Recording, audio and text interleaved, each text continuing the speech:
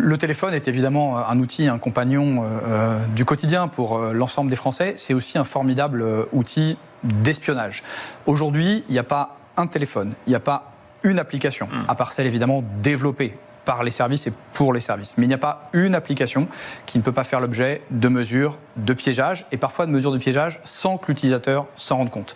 C'est pour cela que nous sommes amenés à prendre des mesures aussi strictes. Est-ce qu'il y a des messageries plus sûres que d'autres? Vous savez, il y a tellement de fantasmes, on dit ah non, il faut aller sur WhatsApp, non, il faut aller sur Telegram, etc. Est-ce qu'il y a des degrés? D'abord, le principe, c'est que selon la sensibilité de l'information que vous voulez partager, vous adaptez le mode de communication. Il n'est pas rare que lorsque je dois échanger avec des autorités politiques, parfois avec des homologues, nous privilégions le contact à la voix, que je me déplace ou qu'elle se déplace en France. Pour les raisons les plus secrètes, on dit que c'est le seul degré de secret absolu, c'est ça? C'est la voix. C'est la voix. Il n'y a pas de trace écrite, pas d'utilisation d'outils informatiques ou numériques. Ensuite, il y a, deuxième niveau, des outils maison développés par et pour les services. Et puis le troisième niveau, c'est évidemment les messageries commerciales grand public.